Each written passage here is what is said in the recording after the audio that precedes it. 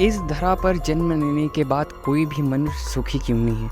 क्या आपका भी यही प्रश्न है? क्या आपके मन में भी यही सवाल बार बार उठता रहता है कि भगवान ने हमारे साथ ऐसा क्यों किया? क्योंकि कोई भी मनुष्य सुखी नहीं है। या तो कोई लंगड़ा है, कोई लूला है, कोई बहरा है या कोई अंधा है। तो भगवान हमारे साथ ऐसा क्यों कर रहा है और इन सभी कष्टों को दूर करने के लिए हमें क्या उपाय करना चाहिए? जानेंगे हम दो संतों के विचार, जानेंगे कि हमें किस भगवान की शरण में जाने के बाद सर्व सुख और सर्व लाभ होंगे। तो आइए सबसे पहले हम जानते हैं विचार देवी चित्रलेखा जी के। दुनिया में सुखी कोई नहीं, कोई तन से दुखी है। भगवान ने उसको कुछ ऐसी ऐसी बीमारी दी है, सब कुछ है, वैभव है, पैसा है, सब अच्छा है, लेकिन तन अच्छा नहीं है, शरीर अच्छा नहीं है, कोलेस्ट्रॉल है, बीपी है, शुगर है, सब कुछ बढ़ा ही रहता है जब देखो।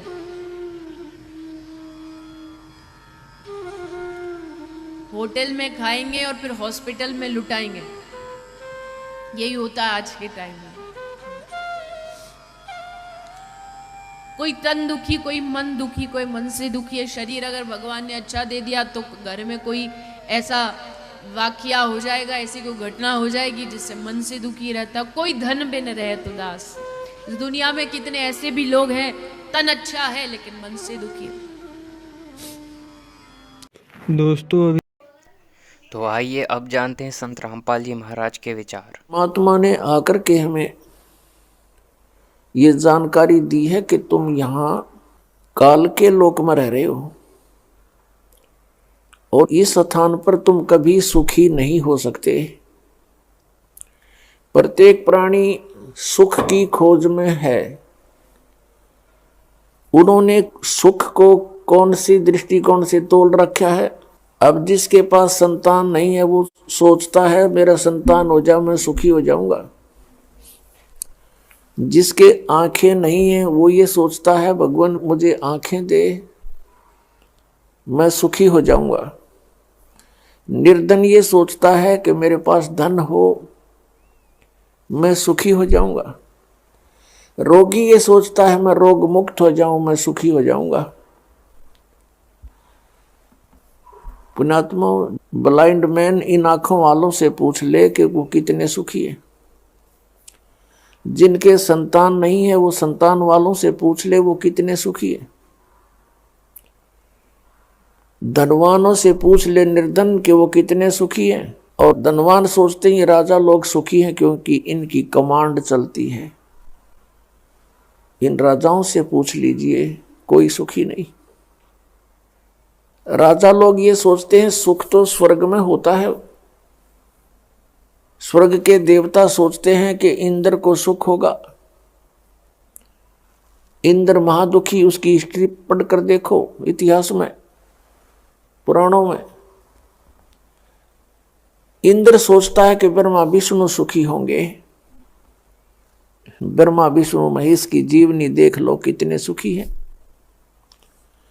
देवी पुराण के अंदर ब्रह्मा जी पूछते हैं विष्णु जी से कि आप देवेश्वर हो। ब्रह्मा की सोच से वो विष्णु जी को सर्वेश्वर मान रहा है और कह रहा है कि आप किसका ध्यान लगाए बैठे हो, समाधि लगाते हो। विष्णु जी कहते हैं कि मैं अधिकतर समाधि में रहता हूँ, तप करता हूँ और फिर राक्षसों के साथ युद्ध करता हूँ, उनको मारता हूँ जो दुखदाई तत्व हैं। कुछ थोड़ा बहुत समय मिलता है तो लक्ष्मी के साथ सुखपूर्वक व्यतीत कर पाता हूँ, अन्यथा मैं कभी तप करके अपने शरीर से कष्ट दे करके हठ योग करता हूँ, बैटरी चार्ज करता अपनी और सिद्धि प्राप्त करके फिर उन राक्षसों को मारता है, अपने पाप इकट्ठे करता है। देखो पुण्यात्माओं, विष्णु सुखी नहीं, ब्रह्मा और शिव एक कैटेगरी के समझो। शिव जी सुखी नहीं। जैसे एक समय भस्मागिरी तपस्या कर रहा था, शिव जी का उपासक शिव जी से भस्म कंडा मांग लिया और उसी के पीछे पड़ दिया कि मारूंगा तुझे, पार्वती को पत्नी बनाऊंगा। तो शिव जी कहाँ सुखी? परमात्मा कहते हैं तन दर सुखिया कोई नहीं देखा, और जो देखा सो दुखिया हो। उदय अस्त की बात करे मैंने सबका किया विवेका हो। घाटे बाधे सब जग दुखिया के गृहस्थी बैरागी हो। और सुखदेव ने दुख के डर से गर्भ से माया त्यागी हो। जंगम दुखिया योगी दुखिया तपस्वी को दुख दूना हो। आशा तृष्णा सब में व्यापे कोई महल ना सुना हो। साच कहूं तो जग नहीं माने झूठ कही ना जाई हो। ये ब्रह्मा विष्णु शिव जी दुखिया जिन ये राह चलाई हो। सुरपति दुखिया भूपति दुखिया रंक दुखी बपरीती हो। कह कबीर और सब दुखिया एक संत सुखी मन जीती हो। यदि तुम यहां सुख खोज रहे हो वो आपकी भारी भूल है। परमात्मा ने अपने सच्चिदानंद गणब्रह्म की वाणी में कबीर वाणी में कहा है, उसमें कुछ फार्मूले बताए हैं इस काल के लोक में जीने के लिए और आत्म कल्याण करवाने के लिए। इस फार्मूलों में से एक ये भी फार्मूला है कि ज्यों राखे त्यों ही रहूं, हमरा क्या चारा, और खाने जाद खरीद हूं गुलाम तुम्हारा। परम संत की खोज करके उस पूर्ण परमात्मा की भक्ति में लीन हो जावे और फिर परमात्मा से यही प्रार्थना करे कि जैसे आप रखो प्रभु अपने बच्चे को, उसी तरह रखना। जो राखो तो ही रहूं, जैसे राखोगे ऐसे ही रहूंगा मैं।